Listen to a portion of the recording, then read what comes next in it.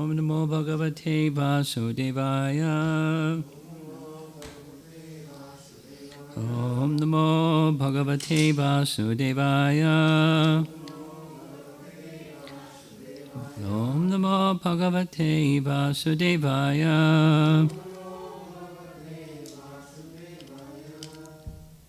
Canto 10, Chapter 14, Text 26. Continuing. Translation. The conception of material bondage and the conception of liberation are both manifestations of ignorance.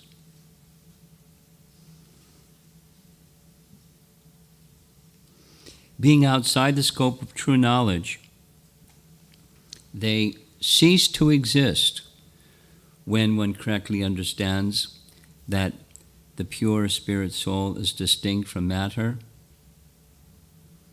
and always fully conscious. Always fully conscious. Do you feel fully conscious?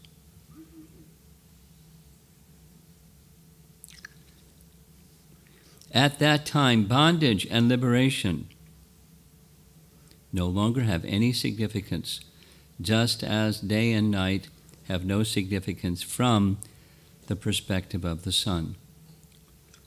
Now, we nearly completed the commentary yesterday. There's just one remaining. That's Jiva Goswami's Krama Sandarbha. It's really short. It's just summarizing what the topic is. Relationship between Shakti and Shaktiman, between Krishna and Krishna's potencies.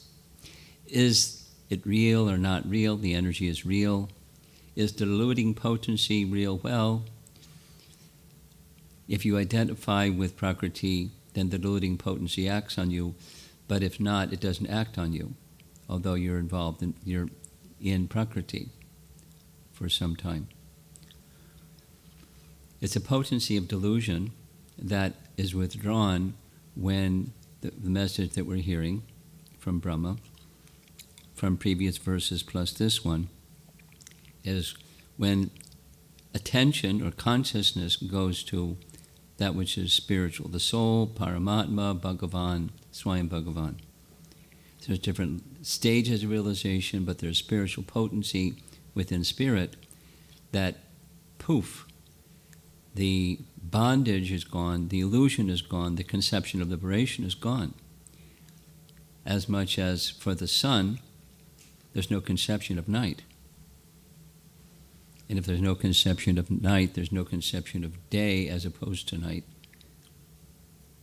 So the conception of material bondage and the conception of liberation are both manifestations of ignorance. They exist. There's a conception that exists. Bondage conception, liberation conception. But bhakti is beyond either conception.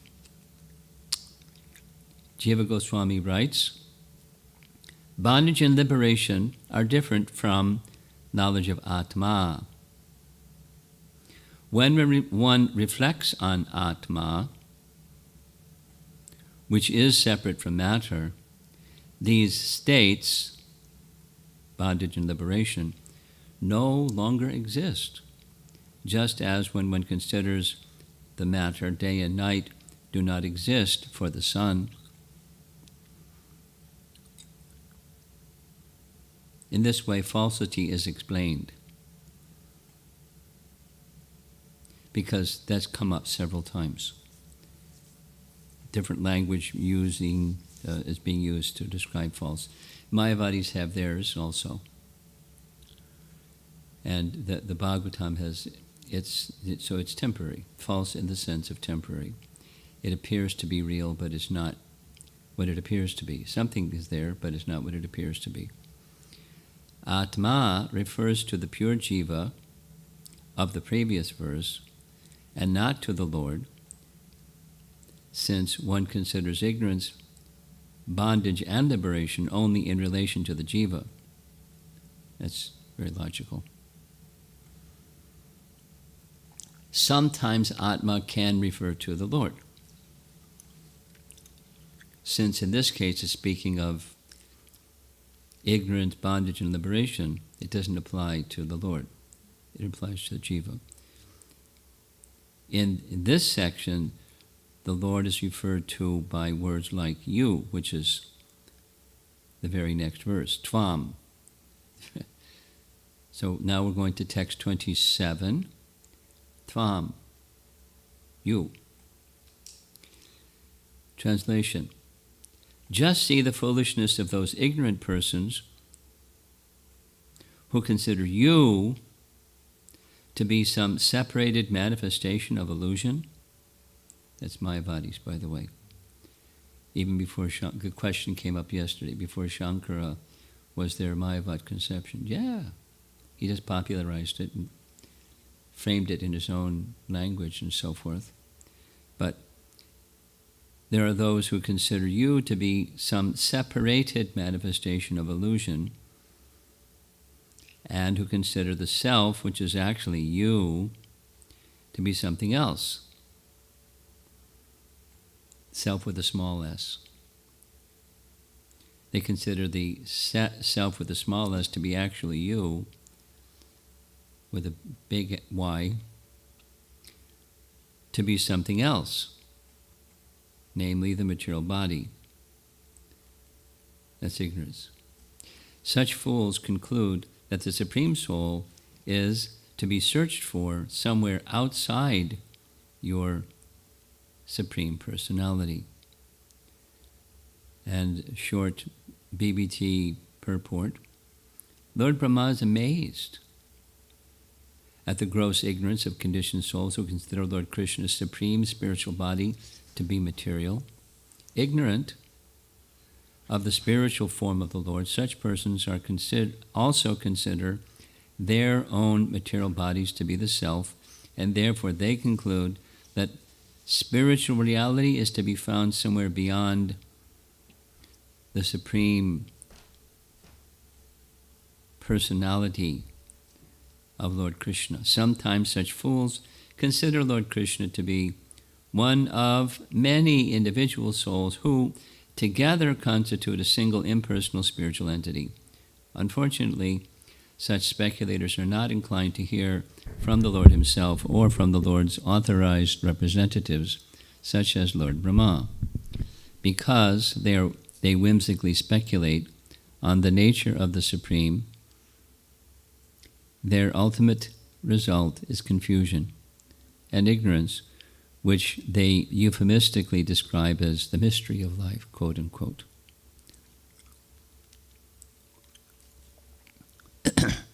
Vishwanath Chakravarti Thakur writes,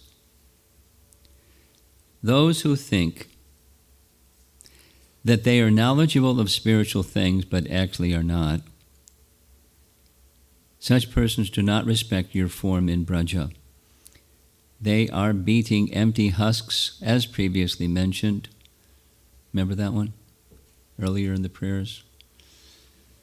Husks, that means, the chaff that's without the grain is because the grain has been removed and they thresh the chaff and no grain comes out, so there's no benefit. No practical benefit other than getting blisters on their hands. They think that you, who are Paramatma with form,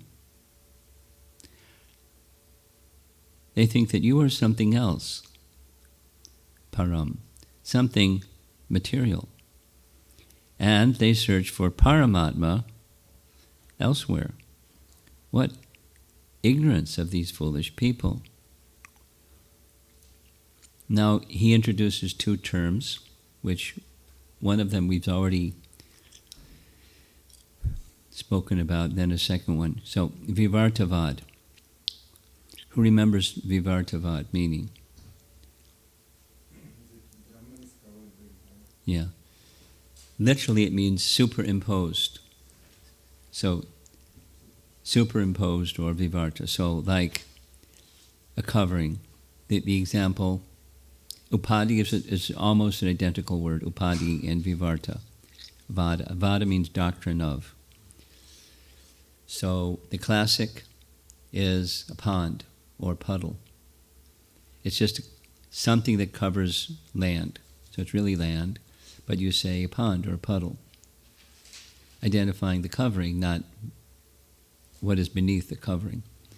So Vivartavad is a doctrine that says all there is Brahman, and any forms, including Krishna's form, but any form is just a covering, a Maya covering of Brahman. So there are people that have that idea. That's the Vivartavad people. And then there's another term, Parinama Vada. Now, Parinama literally means transformation. So a kind of dictionary-like description. There's an impersonal, or there's an atheistic, and there's a theistic conception of transformation of energies. We'll do the one that's being referred to here first. It's life comes from chemicals. This energy, Shakti, this energy got together with that energy and made a third energy, cause and effect. And then that third energy got together with another energy and made, so it's kind of like evolution of amino acids makes life. That idea. Everybody in 8th grade science knows that one. Chemical evolution. And how do you get amino acids? Well, some lightning comes and charges a pool that has some elements, and the elements say, hey, let's get together, yeah, and they form some amino acids charged by lightning bolts. That's the cause, and there's the effect. You get some amino acids, and then some amino acids get together and form RNA, DNA, and then you get life. Chemical evolution. That's one kind of Shakti or Parinama transformation. All there is matter and combinations of matter. One of the 6 atheistic doctrines, there's 2 of them that draw Parinama Vad. One is the atheistic Sankhya. All there is matter, there's no spirit. And that's the atheistic Sankhya. And life, existence is but transformation of matter, combining of matter in different ways. The Contd, the atomic theory, it's called, is all there is atoms, and atoms in different combinations makes everything. So the building block of everything is atoms, and there isn't anything beyond atoms. That's God, is atoms. Primordial is atoms. They just exist. Don't ask where they came from. They just exist. There's atoms. So there. Prove me wrong. And then atoms combine and make things. It's the smallest unit. Paramanu. Atoms. And there isn't a controller. It's just random combination of atoms makes what we have. Houses and everything.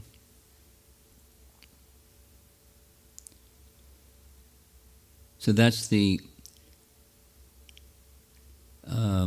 atheistic Parinamavad. And there's the teaching of Vyasadeva is theistic. It's known by name, Shakti Parinamavad. Shakti, we know the meaning. Parinama means transformation. And Vada means doctrine. So there's the source of all Shaktis. That's the theistic conception. And under the direction of the source of all Shaktis, by his Ichcha Shakti, energies move by his Ichcha, which includes time and other forces. And life and everything, all variety is simply a transformation of energies. like we were discussing this one topic kind of exhaustively about the universe. And the universe is Prakriti. We know that there, from Bhagavad Gita, there's 5 main topics. 4 are eternal, 1 is temporary. The temporary one is karma, that one of the eternal ones is Prakriti. So sometimes Prakriti is in this state, sometimes Prakriti is in that state, sometimes it's withdrawn. But it's still there. Prakriti that's withdrawn during cosmic annihilation. There's a devotee that's part of a reading group that kind of stuck on this question, so I hope they're listening to this morning class, because we went through it a few times. How does Mahatattva arise? Because there's a verse in Canto 3, Chapter 5, I think it is, that speaks of Mahatattva arises. So where does it arise from? And why? How does it work? So it's Mahatattva is, there's a definition of what it is. It's the 24 elements in their differentiated state, and it arises from Pradhan, which is the undifferentiated state, which is agitated by the glance of Mahavishnu. So where does Pradhan come from? Well, that's a nomenclature for a state of Prakriti. You can say it's Prakriti. Prakriti in this state is called Pradhan. Prakriti in that state is called Mahatattva. Prakriti in this state is called the universe, with all of its variegatednesses, it's shaped by the modes of nature and by the supreme controller of the modes of nature, Krishna. Maya Dhyakshena Prakriti, or by Paramatma, his expansion. So, Shakti Parinamvad is a doctrine of Vyas. But the Parinama has its atheistic version also. There is no God, all there is Shakti, and Shakti gets together in different combinations and makes things, like universes. And mosquitoes and cockroaches and snakes and tame Bengal fishes and all kinds of things. So, back to Vishwanath, that Vivartavadis and Parinamavadis involve themselves in discussing about the material world instead of the capital P perfect Lord. Because they're atheists. They don't talk about the source of anything other than matter is the source of everything. They only talk about matter. Material scientists, similarly. Modern, mechanistic scientists. The form of this Chit Brahman is described. The form of the Chit Brahman is described. What's Chit Brahman? It's Brahman that's not just Sat, it has Chit. You with me? Sat, Chit Ananda. So when you speak of Brahman, it's just Sat. There's no Chit because that's an attribute. And Brahman is supposed to be without attributes. So if it's Chit Brahman, here it is in Canto 3, Chapter 12, Shabda Brahma Vapur Dadhat. Vapur means form. The Supreme Brahman has a form or body, according to Bhagavatam. Or, Canto 8, Chapter 14, gives the Sanskrit, this is the pastime of Vamana. Vamana becoming the son. Who's Vamana the son of? Kashyapa and Aditi, right? Kashyapa and Aditi.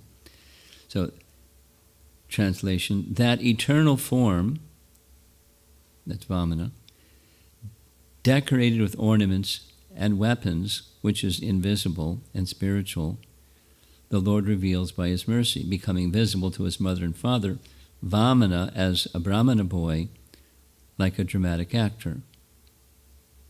So now he didn't have weapons.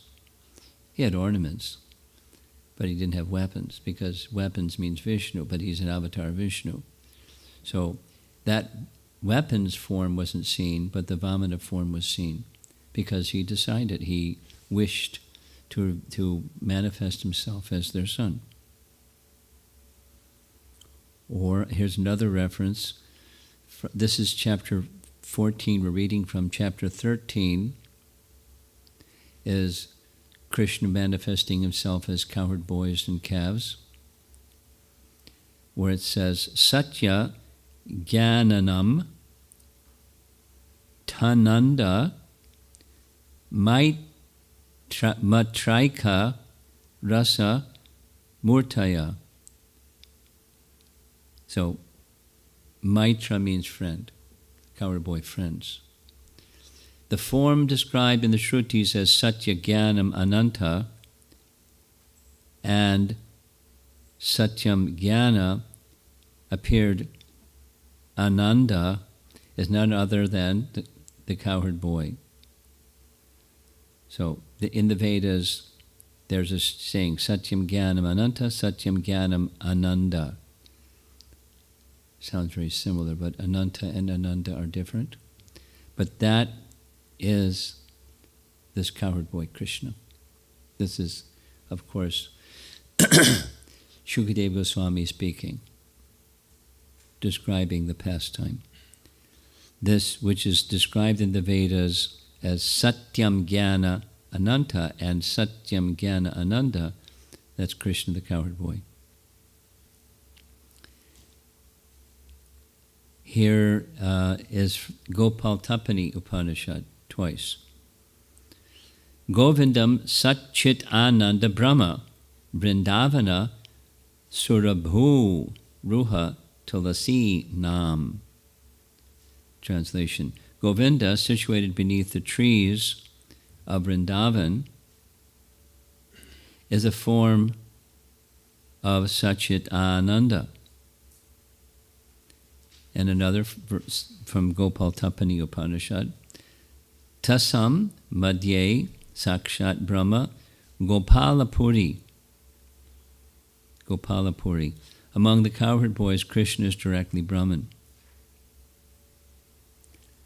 And last little paragraph. Being blind, ignoring these scriptural statements that show that Brahman has a body and exists in a dham, people instead take a blind guru, parampara, and discuss vivartavad. So, fallen they are in a most lamentable condition, of all lamentable conditions in my creation. What foolishness of so-called learned men. So now, this is an amplification of that Jnane Prayasa Udapashya Namanta Eva verse. Verse number 3. So we're already over 27. He's just detailing that. Those that take to the path of Gyan, they're not going to understand. But those that take to the path of Gyan, they think they understand. And they have some teachings and, they expound their teachings. But they don't, they choose to not take the sections of the Vedas that speak of Brahman having form, because they have a predisposition. So that just gets tucked under the rug and they interpret it in some way. I mean, the Vivartavad is how they interpret it. That is, form, yeah. Form is a superimposition of Maya on Brahman. So there you go, form. Next.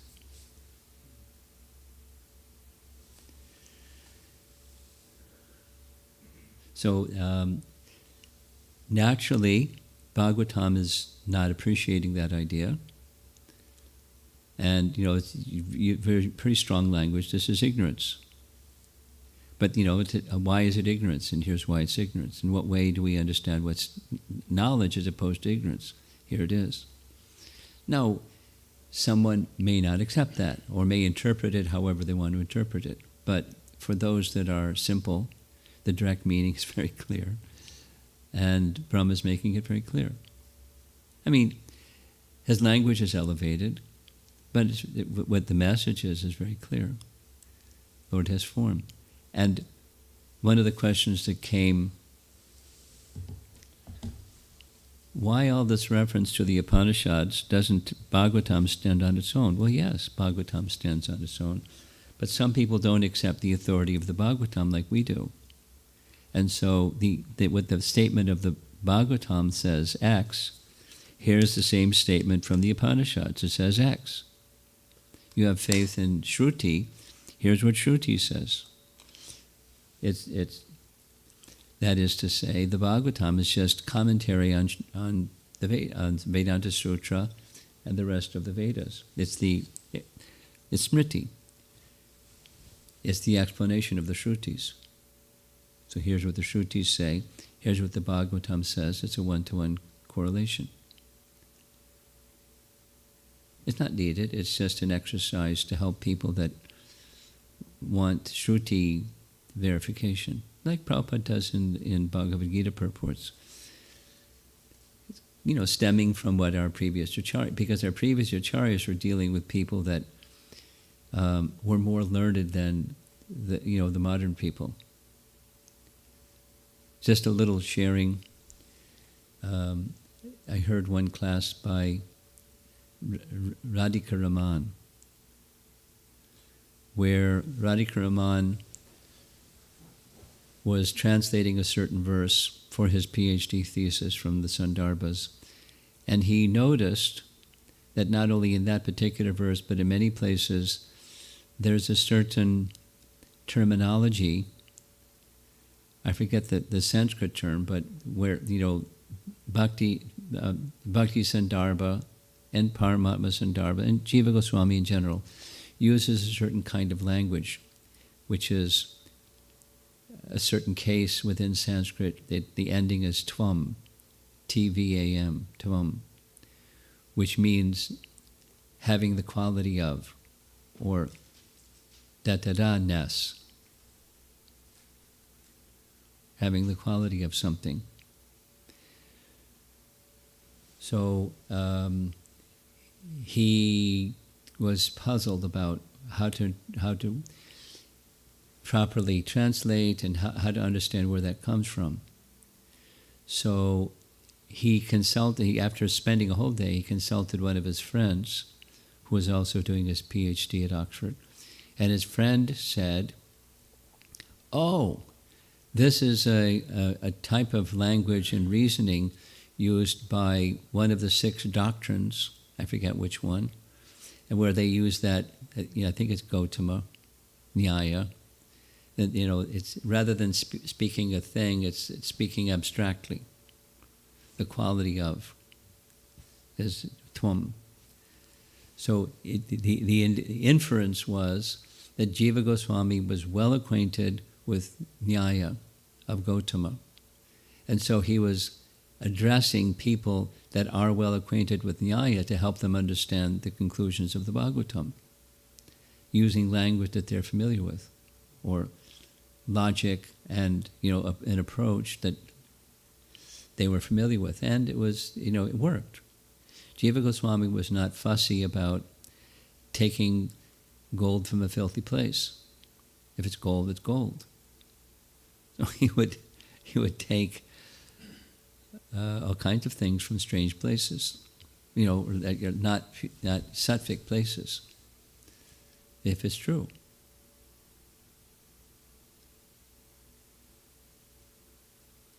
So,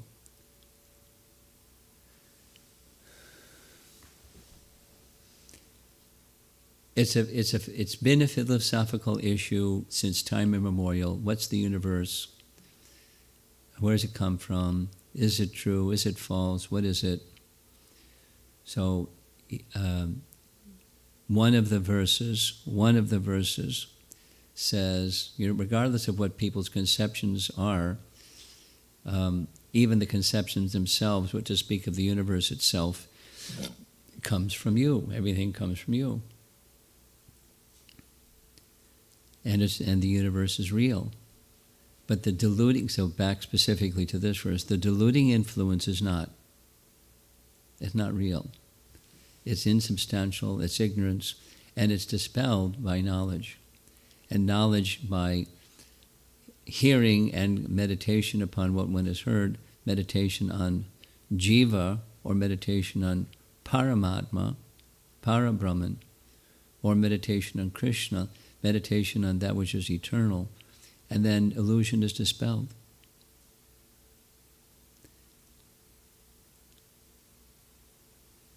But ignorant people don't understand that, and they have different ideas. That's essentially what he's saying. One last point. That meditation, from his point of view, from Brahma's point of view, is it should be, must be, from the bhakti position, not just a gyan position, not just meditation minus bhakti. When it's meditation in the mood of bhakti, then illusion is gone. Otherwise, illusion will still cover another kind of illusion. Or Prabhupada called it the last snare of Maya. So let's see if there's some discussion.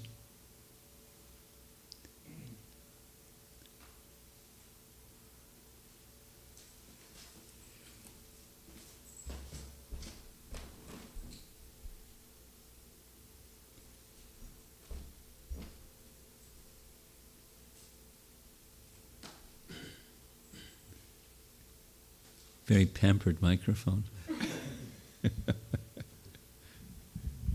One is a comment I have. This particular shloka looks like, this particular shloka, the 27th one, this one looks like a detailed explanation of the Bhagavad Gita shloka, Avajananti mam muda manusham tanumashruta. So that's, I just thought about it. So That's nice. And then one thing I'm not able to understand, Guru Maharaj, is the scriptures, like Bhagavatam is clear. Even Gopal Tapni Upanishad is very clear in explaining the Supreme Brahman. Who is that? Still, those jnanis who actually should, their whole process is learning and reading and understanding. How are they, when they come across these kind of statements, what do they think? And is it their chastity to their Shankara Sampradaya or something that they don't want to deviate? I'm sure different persons process in different ways.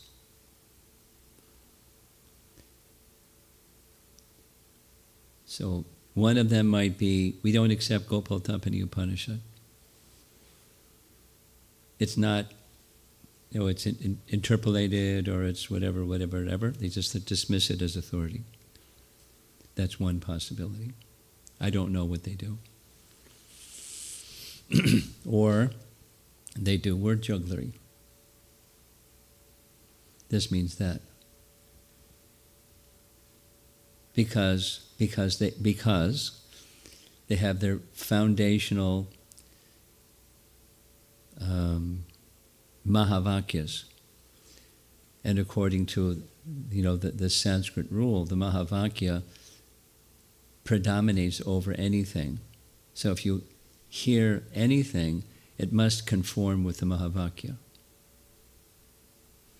And if it doesn't conform with Mahavakya, then you have to interpret it, because it has to conform with Mahavakya. These are the Mahavakyas.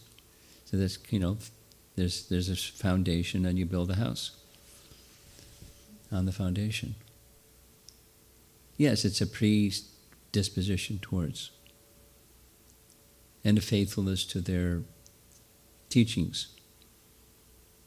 And so you follow the teachings and the teachers because of a predisposition to do so, with faith that it's right. So it could be other ways that they, besides, interpretation, this means that. Or it's not an authority that we accept. There's probably many others and varieties of things. So I don't know. Yes, Guru Maharaj, there is one variety I just wanted to mention. Especially the Sri Sampradaya, they are very chaste to Vishnu Purana compared to Srimad Bhagavatam. Yes. But the question I'm not able to understand when talking to some of them is, it's all coming from the source, Vyasadeva. And he has written it. What is the problem in accepting this? They say, no Vishnu Purana, no Vishnu. What is the problem in accepting Bhagavata? We accept Vishnu Purana. If there is a lot of quotations come from Vishnu Purana that Srila Prabhupada has quoted. But they say that, see, you are quoting from Vishnu Purana. You are quoting. Okay, because we accept everything. We accept whatever is coming from Srila Vyasadeva and Krishna. Well, we accept the Sattvic Puranas. Right, yeah, Sattvic Puranas. Yeah, I'm talking about these two in this context. So then, what is I don't understand that. So that's where I was thinking whether it is their chastity to their sampradaya that the acharyas have. That's part of it. That's part of it. I mean, it's a big part of it. But some people, it's not just chastity to their sampradaya, it's stubbornness.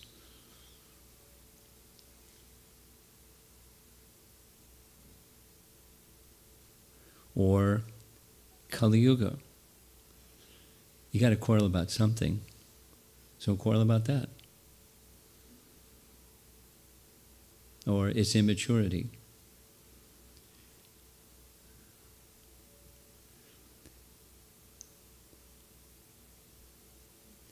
Or it's, there can be different things.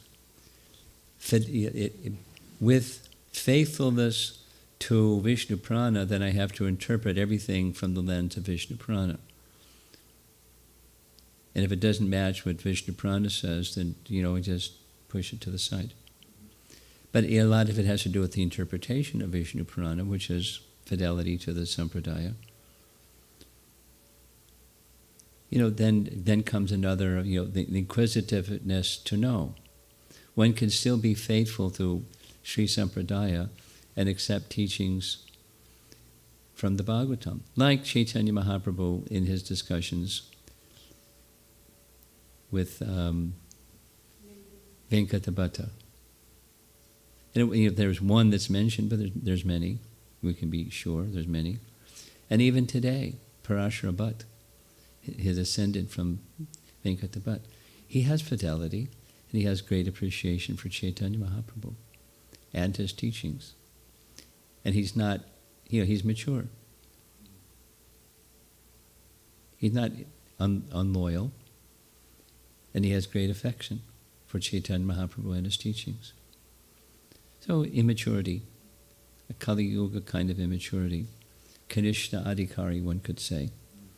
Our group, it doesn't match, what you say doesn't match our group, so,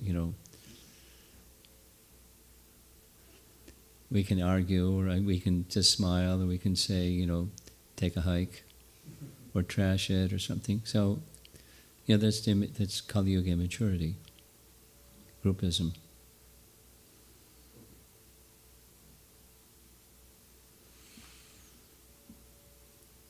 You have something? Yes, I thought so.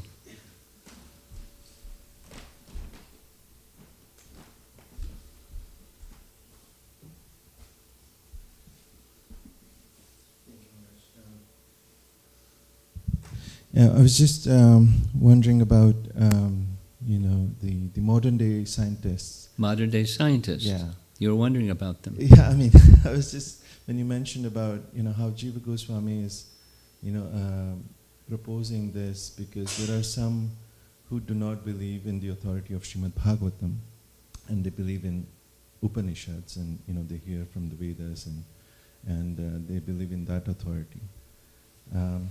But modern day scientists, they don't believe in any of these authorities. No, they have a different authority. Yeah, like the atoms and how everything comes from matter. You have to accept some authority. That's universal. Yeah. So, how does one, even begin to argue or convince somebody who's coming from that kind of, because in this case Jiva Goswami is also presenting some atheists and how I think you mentioned about the terms that were used.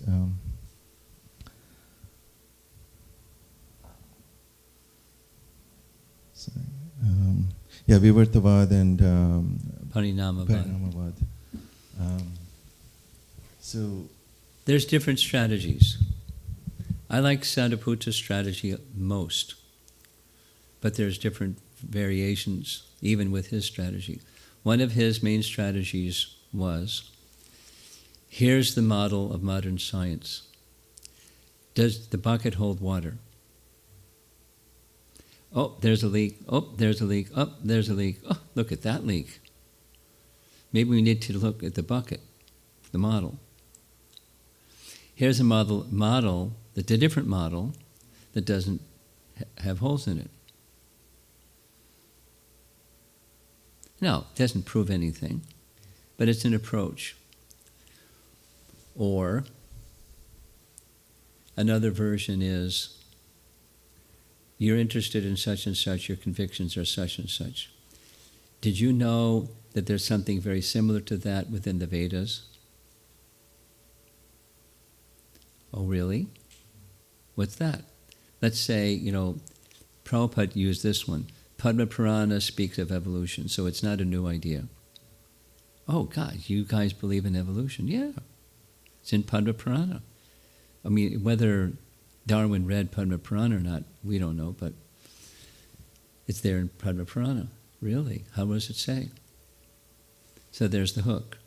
Here's what it says. But it's not chemical evolution. It's evolution of species because there's a soul within. Oh. Well, we don't, I'm a scientist, I don't accept that. But, it's just, here's this model, here's that model. And it's very ancient. They had some sense. Or astronomy. That's Vedic cosmology, is that hook. And, that's a whole topic. Or the two, going back to European history, I'm not familiar with this, but Sadhuputta and Rabindra both shared. There was a time in European history where the European Christians were really nervous about the Vedas, taking people away from Christianity. And so they trashed the Vedas systematically.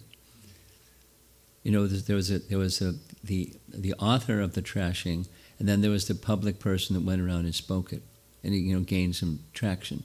And one of the main things he says is it's mythology and trash because there are some empirical items in the Vedas, namely empirical things with numbers and dates and so forth. So archaeology and cosmology, as it evolves in science, will prove this is all garbage. So those are two big areas. So our devotee scientists have made a big effort, Ruta Karma especially, in the archaeology territory, but others. And then cosmology. It's a major way of saying your data is based on sense perception. Here's one that's not based on sense perception. And here's the model. And, people will find it interesting. Some people find it interesting. And then related is some principles, like time is cyclical. I forget his name, the Harvard professor that had a TV show, PhD guy, said, I like the Vedic model because it describes things in cyclical fashion. And so things that are intriguing to modern people, scientist people. It's not like persuading them to accept the model, but it lends some credibility. The Vedic cosmology, the TOVP is a big hit for persuading the scientific community to take seriously the authority of Srimad Bhagavatam. Because look at what it does. And the numbers, the empiric data matches. Okay?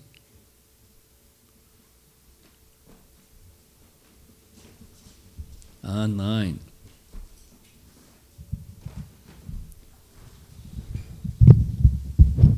It's 8:21. 3 or 4 questions, Maharaj, online. One is from Amol Bakshi. This question is off topic, but it came up when I was talking to a relative about bhakti. The question is, so many people in the world will never get an opportunity to meet a pure devotee. So when we say, Brahmanda Brahmite Kona Bhagyavan Jiva, is the bhagya or fortune resulting from good karma? No. Next. Question from Amara Mataji. Karma can't generate bhakti. And the good fortune of meeting a devotee isn't generated by karma. It's by the mercy of the exalted soul. Causeless mercy. Not karma-connected mercy. Go ahead. Question from Amara Mataji. If one accepts the words of scripture, what is the meaning of realization for them? What's the meaning of? Realization for them. Is acceptance sufficient to grow in bhakti, or realization of scriptural understanding is a better catalyst? It's just realization is the maturing of the former. Supposing I don't realize. You continue with the bhakti process and cleanse, and knowledge will awaken because the bhakti process has the potency to awaken knowledge following cleansing. Realization will come in due course. Resting upon faith. So if the faith is there, then the realization will come in time, sooner or later. Question from Snehavalli Mataji. I have 2 comments just to confirm my understanding. First, verse 26 is similar to characteristics of pure devotional service, where Mokshala Gutta Krit is described. Yes. Yes. Okay. And the second, so the theistic or Vaishnava understanding is that Brahman is Sat Chit Ananda and Brahman has a form. Yes. I think this is from Uttama Bhakta Prabhu. In relation to the last night question from someone and your response, can Jnana be translated as knowledge? Bhagavad Gita, Srimad Bhagavatam, etc. Is Jnani a mentality or strictly a dictionary rule? Is that if what? What was the if? Is Jnani a mentality or strictly a dictionary rule? Strictly a dictionary Rule. rule, R-U-L-E. Yes. Rule. Well, it's not a dictionary rule. There's a dictionary definition. And then there's people, let's say, are you done with the question or is there more? Second part. Okay, let's do the first part. Gyan means knowledge, and then there's different ways of trying to acquire knowledge and different ways of receiving knowledge and different ways of applying knowledge.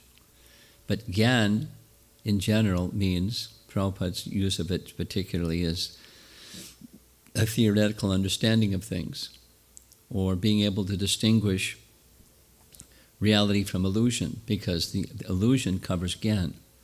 And when reality is there, then you can distinguish reality from illusion.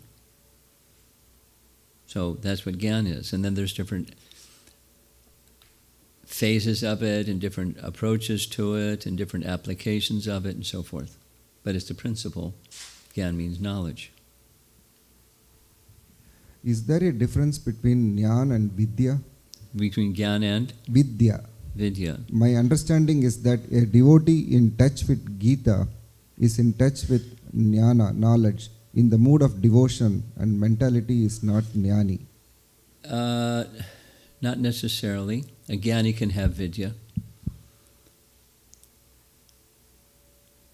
I mean, obviously the terms have a distinction because there's two terms.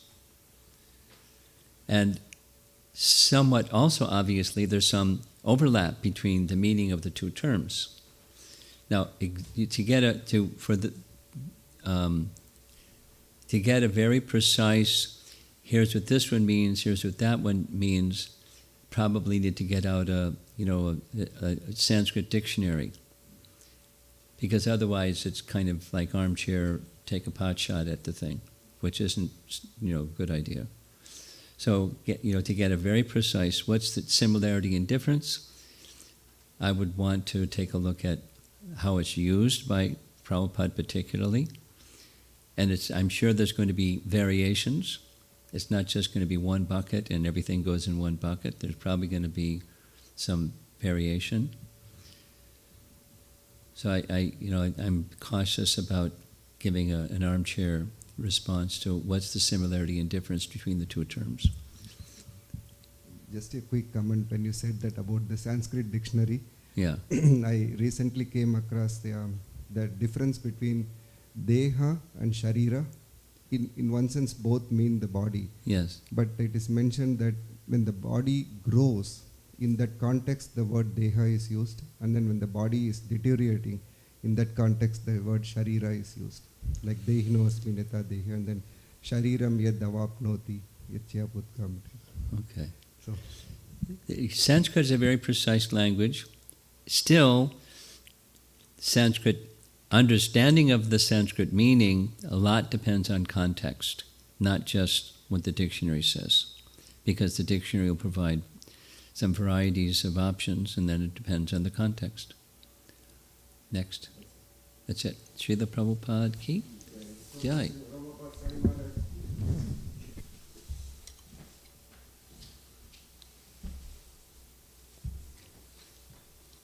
Did those references answer your question?